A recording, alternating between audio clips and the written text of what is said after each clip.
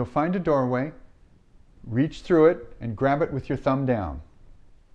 Step forward with the opposite foot, and lean back until you feel that stretch in between your shoulder blade. And hold for a count of 10.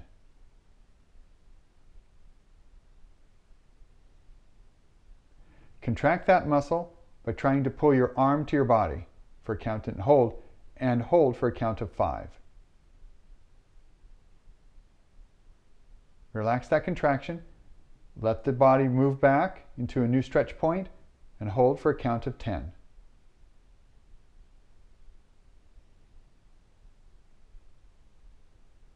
Contract the muscle again and hold for a count of 5.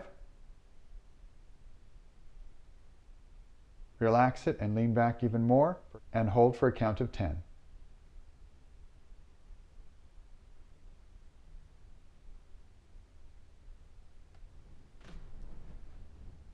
And that's how you stretch the muscles in between your shoulder blades.